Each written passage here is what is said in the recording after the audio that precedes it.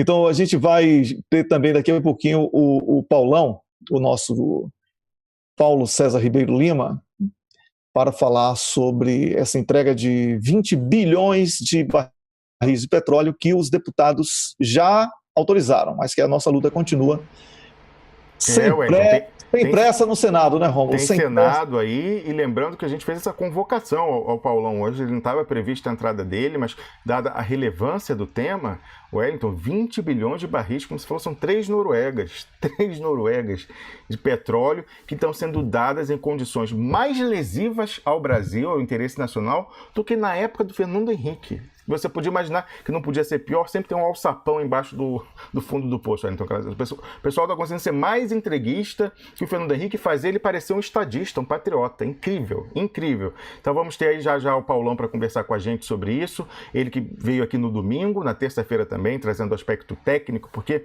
isso é difícil, então as pessoas não compreendem, porque tem três modalidades no Brasil de exploração do petróleo. Tem a concessão, que foi criada lá pelo Fernando Henrique. A concessão, ela em princípio, ela tem lá o royalty, mas em campos que são muito produtivos, ela tem a chamada participação especial, que você ganha uma porcentagem do lucro que aquele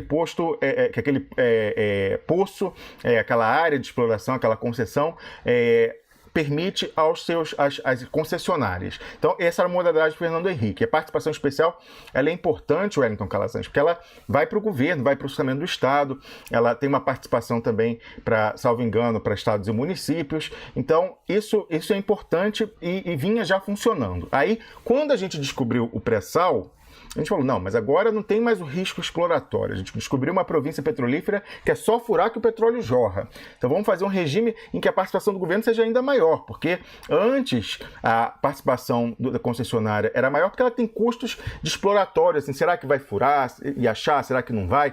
Um poço furado, ele é caro. Assim, incidiu no custo, mas não vai ter aquele retorno em petróleo. Mas a gente sabendo que o petróleo está lá, que é só furar, falou, não, então peraí, então vamos aumentar a nossa participação, você vai ser muito bem remunerado. Isso aí agora eu estou falando da chamada partilha de produção, que foi o regime implementado lá no final do governo Lula. Falou, não, o petróleo está lá, é certo, a gente vai ganhar uma participação maior. Mas aí no final do governo Lula, numa operação casada com aquela capitalização da Petrobras, foi feito esse regime de cessão onerosa, que esse abarcou o filé mignon do pré-sal, o pré-sal já é uma maravilha, mas esse é o filé do filé mignon, creme de la creme, né? Essa é a nata do pré-sal. A Petrobras teve a prerrogativa de indicar as áreas que ela queria, e aí foi feita essa terceira modalidade contratual, que é a cessão onerosa, que, como falou o Paulão, é um negócio de pai para filho, que era assim, ó, a Petrobras está precisando encher o caixa dela, então a gente vai dar essa área aqui para ela explorar os 5 bilhões, sem cobrar nada, sem cobrar participação especial, só vai pagar o royalty e já tá bom, que é para encher o caixa dela, para ela poder estar capitalizada e fazer os investimentos no pré-sal. E aí agora, o que eles resolveram, Wellington? Estender aquele negócio especialíssimo, uma excepcionalidade que foi feita lá atrás, em 2010, para todas as empresas. Aí o Paulão veio alertando que o projeto do Aleluia era para 5 bilhões, e aí depois veio esse substitutivo do Fernando Coelho, os dois do DEM, o Aleluia da Bahia e Fernando Coelho de Pernambuco, dizendo não é mais os 5 bilhões que tinha sido combinado lá no governo Lula com a Petrobras, não. Agora é os 5 mais os 15 de toda a área em volta, que pode ser vendido para as petroleiras estrangeiras sem pagar nada. Mais lesivo que o Fernando Henrique Cardoso. Não é isso, Paulão? Bom dia. Bom dia, Romulo. Bom dia, Wellington. Estou aqui de ressaca, né, de 2 dias de plenário na Câmara, né? Na terça-feira foi até um bom dia, né? Porque a gente, de certa forma, lá conseguiu, né, que os excedentes da cessão onerosa saíssem do regime de cessão onerosa e agora serão licitados no regime de partilha de produção. Então, eu diria que terça-feira foi um bom dia, né? E ontem, né, foi um mau dia, né, um péssimo dia, né, porque ontem não houve avanço nenhum, né, que a gente tinha expectativa que houvesse avanço ontem, né? Não houve. O que se decidiu na terça-feira foi votado ontem, né? Então a coisa gravíssima, né, eu diria que são três coisas gravíssimas. A primeira é o direito de a Petrobras poder vender 70% dos 5 bilhões do primeiro contrato de cessão onerosa. A segunda coisa gravíssima é que, mesmo que se adote o regime de partilha, é muito importante que o regime de partilha tivesse um excedente em óleo mínimo para a União de pelo menos 50%, porque pode ser uma vitória de pirro. A gente consegue o regime de partilha e se o Poder Executivo, né, o Conselho Nacional de Política Energética, lança aí um edital, como lançou o de Saturno agora, né, na quinta rodada, com excedente em óleo de 9% para a União, vai ser uma vitória de pirro, né? Melhora porque o royalties passa de 10 para 15 e você vai ter um excedente em óleo, mas continua muito ruim. E o terceiro aspecto gravíssimo, né, que também não se conseguiu reverter, né, é a questão da licitação, né? Foi decretado ontem, assim, com a votação de ontem, né, na Câmara dos Deputados, o fim das licitações no pré-sal, né? Porque quando a operadora é privada, não tem licitação. A operadora é privada, ela contrata nas regras da iniciativa privada. E ontem foi aprovado, no substitutivo, que a Petrobras vai contratar como uma empresa privada quando ela estiver em consórcio. Ocorre que só tem uma plataforma que ainda será licitada, onde a Petrobras está sozinha, que é a Búzios 5. A Búzios 5 ainda vai ter licitação. Essa vai ser a última licitação do pré-sal. Nós nunca mais teremos uma licitação pública para contratação de plataformas, de postos, de linha, de equipamento submarino no pré-sal, se for mantido no Senado, né? E se voltar, e se houver modificação, a Câmara, né, alterar, ela pode manter o que ela aprovou ontem, né? Agora, tem destaques ainda, a votação não foi concluída, porque ainda tem destaques. Mas eu penso que destaque é só para cumprir tabela, né? Os destaques não vejo a menor chance de aprovação de nenhum destaque, né?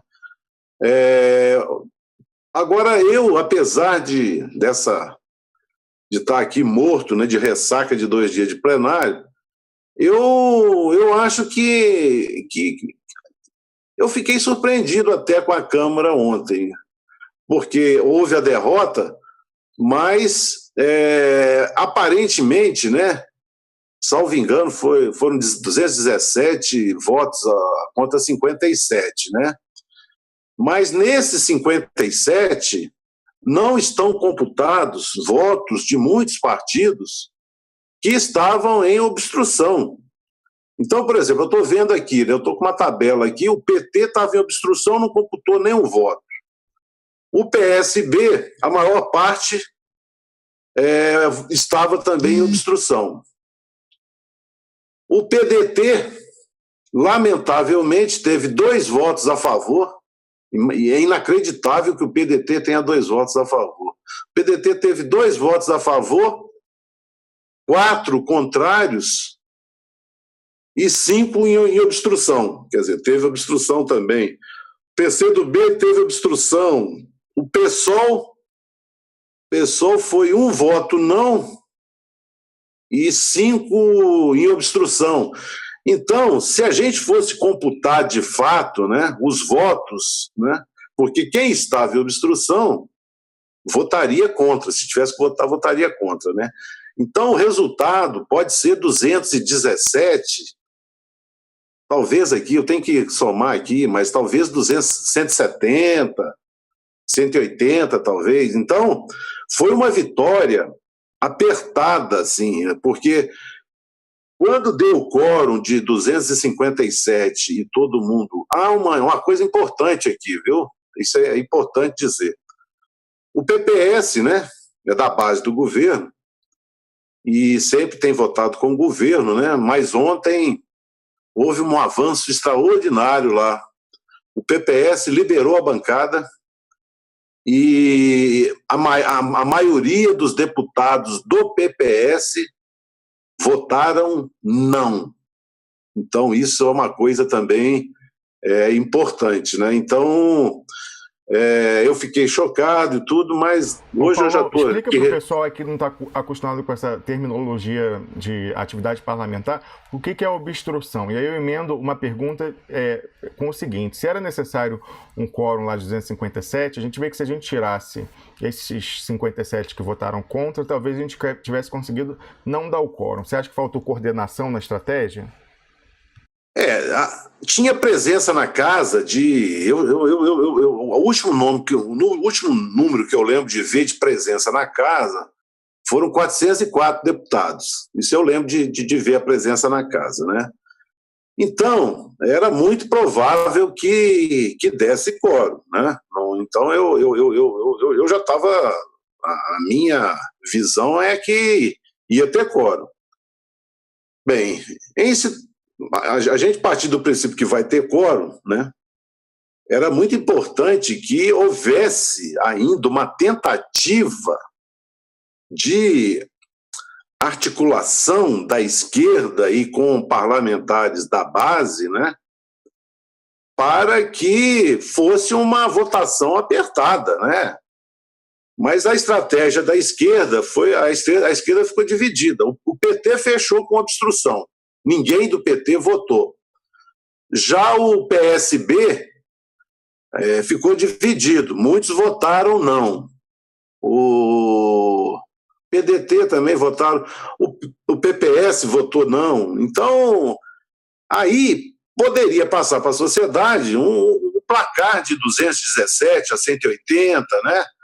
Isso sinalizaria para a sociedade que o governo não está com essa bola toda. Agora, quando você mostra um resultado de 217 a 54, você fala, foi uma lavada, né? Não foi, porque quem deu o quórum foram 257, porque você só pode iniciar a votação se você tiver a maioria dos parlamentares no plenário para votar sem estar em obstrução. Então, quando dá o quórum de 257, inicia-se a votação. Antes de 257... Só esclarece isso, Paulão, pessoal. O que é estar em obstrução? Estar em obstrução é o seguinte: a presença na Câmara é 404. Como os partidos, né, a grande maioria dos partidos, né, a orientação de bancada foi para fazer obstrução. Quando você está em obstrução, aqueles membros, aqueles deputados daqueles partidos, eles não são computados no quórum. Aí fica, por conta do governo, conseguir o quórum de 257 para iniciar a votação, porque os que estão na casa, mas que estão em obstrução, eles não são computados para o quórum, né? Então, como a esquerda, vamos dizer, estava em obstrução, cabia ao governo dar o quórum de 257. E o governo deu o quórum. Quando o governo deu o quórum de 257, a visão da esquerda é que todos os 257, já que eles deram quórum, eles votariam a favor do projeto. Mas a gente está vendo aqui que não foram todos que deram quórum que votaram a favor do projeto. Então, talvez tivesse sido a hora que... então vamos sair da obstrução, já deu quórum, sai da obstrução e vamos para o voto, né? Vamos para o voto. E aí o resultado teria sido muito mais apertado. É claro que não mudaria o resultado, né? Ô Paulão, a perspectiva agora no Senado, a Casa Revisora, em que a gente tem pessoas aí que representam a federação e a União, em última medida também, lembrando que você falou que nesse regime de cessão onerosa o royalty é menor, né, 10%, não é o mesmo da partilha, e além disso não há participação especial, então a gente vai ter, o que é mais importante, você chamou a atenção aqui, além do roubo em si nesse campo, vai haver uma desmobilização racionalização dos recursos que estão mobilizados em campos que pagam mais para o governo. O pessoal vai tirar, vai parar de investir ali ou até desinvestir para trazer para essa área do liberou geral. Você acredita que a perspectiva no Senado, na Casa Revisora, representante da Federação, é melhor para essa luta? Bem, eu diria assim, a minha visão, né, global, geral, é que a situação no Senado é melhor que na Câmara hoje, né? A Câmara me surpreendeu ontem. Quando eu fui analisar depois, ela até me surpreendeu. Imaginar que eles tivessem só 217, eu achei que fosse ter, no mínimo, 257. Então a Câmara já me surpreendeu ontem, principalmente quando eu vejo aqui um PPS votando mais contra do que a favor. Então, houve uma surpresa na Câmara. Como o quadro na Câmara era muito ruim e houve uma surpresa, pode também haver surpresa no Senado e haver uma rejeição do projeto no Senado. Mas o problema é que, havendo a rejeição no Senado, esse projeto ele volta para a Câmara. Então, não, é assim, volta se fizer emenda, né? Não, se for rejeitado, morre. Não, há uma perspectiva, né? Mas eu acho difícil o Senado rejeitar. Eu acho mais provável que o Senado emende, por exemplo, né? Faça aperfeiçoamentos e ele volte para a Câmara. Mas aí a gente fica na mão da Câmara.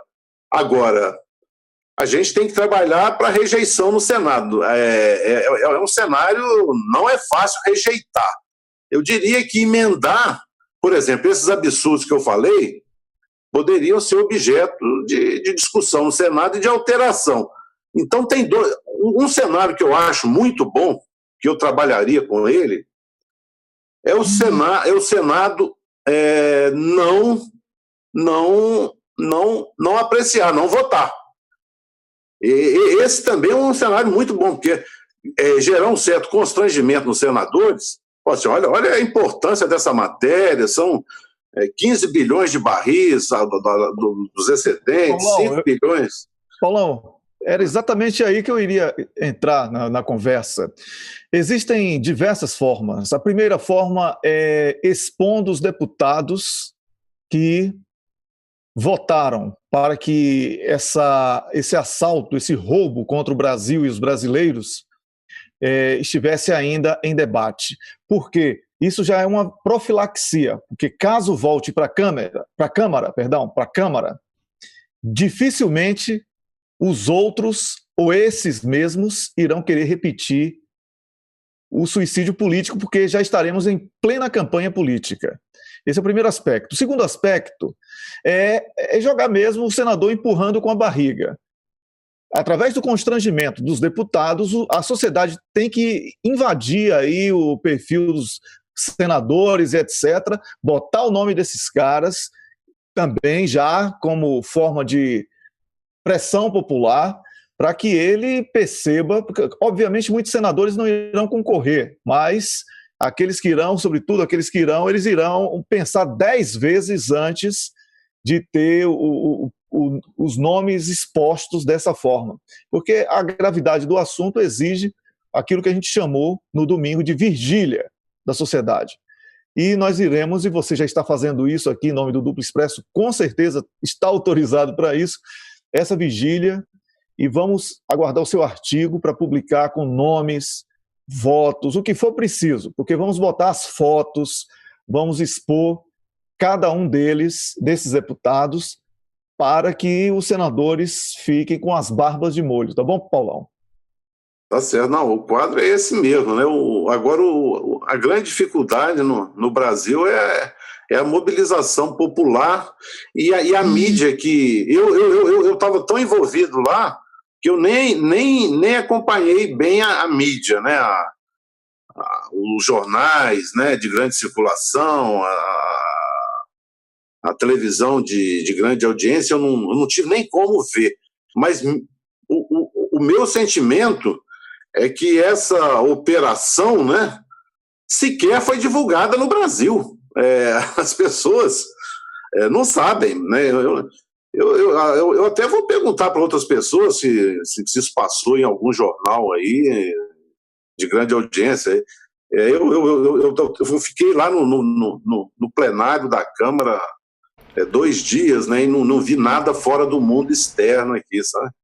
Paulo, mas o meu inclusive era importante ter você aqui hoje por isso. Nós vimos alguns sites na blogosfera divulgando essa votação, mas não faziam distinção entre o projeto do Fernando Coelho e do Aleluia. Então ainda estão falando dos 5 bilhões de barris. Não atentaram para aquilo que você trouxe do excedente, do que vai além desses 5 bilhões. Então por isso que era importantíssimo ter você aqui hoje para fazer esse alerta.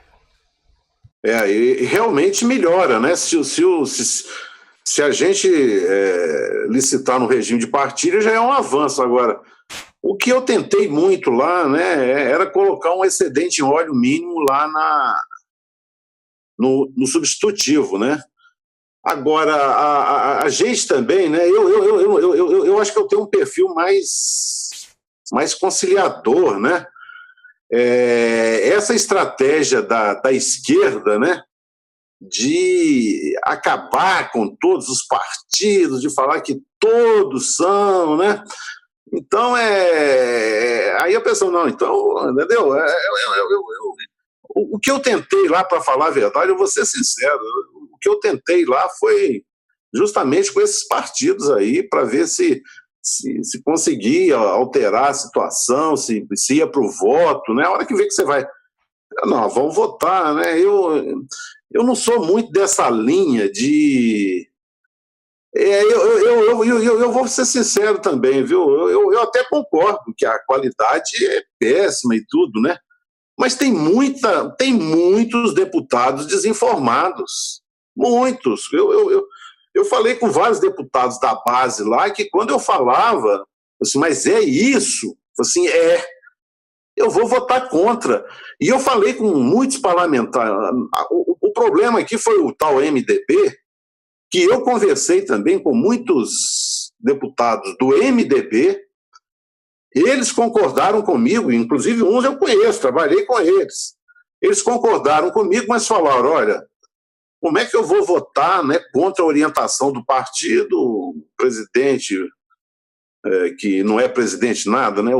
Esse que está aí no poder é do partido, mesmo que ele concorde, é muito difícil o partido encaminha, né, para aprovação e o deputado vai votar contra. Mas eles, no particular, falaram comigo, falaram assim, olha, eu só estou votando porque a minha situação no partido, se eu não votar, eu estou liquidado no partido. Mas eu concordo com você.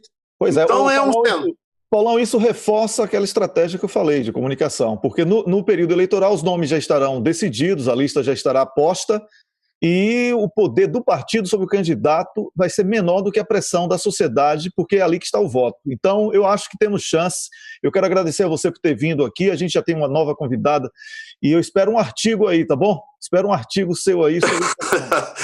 Só que eu ando cansado, viu? Eu estou assim, eu estou batendo pino. Eu estou batendo pino. Vou demorar um pouquinho aí, porque... Durma aí umas 10 horas e acorde com a caneta na mão, tá bom? Porque você não tem o direito de cansar, Paulão. A luta nem começou. Porque além de conhecer a matéria em profundidade, ele escreve muito bem, ainda por cima. Então a gente tem que usar todos os ativos que a gente tem na mão da resistência, né, Wellington? Pois era covardia. Quando o Paulão publica um artigo, eu fico com vergonha de publicar. Eu fico uns 3 dias sem publicar nada. Que isso? Nada disso. Um grande abraço, Paulão. Obrigado por ter vindo aqui. Obrigado, viu? Obrigado demais, Hélio. Obrigado, Romo. Obrigado, Camila. Obrigado a todo mundo aí e bom trabalho aí para vocês.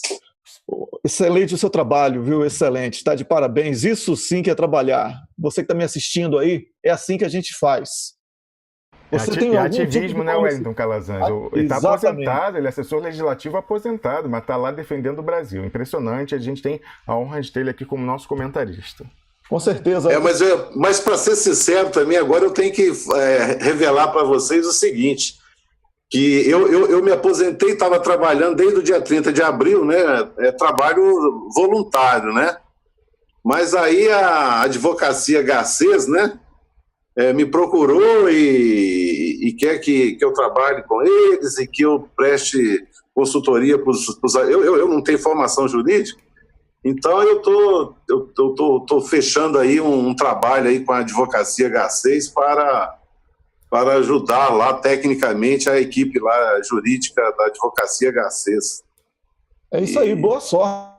Parabéns à Advocacia Garcês por contratar uma mão de obra qualificadíssima.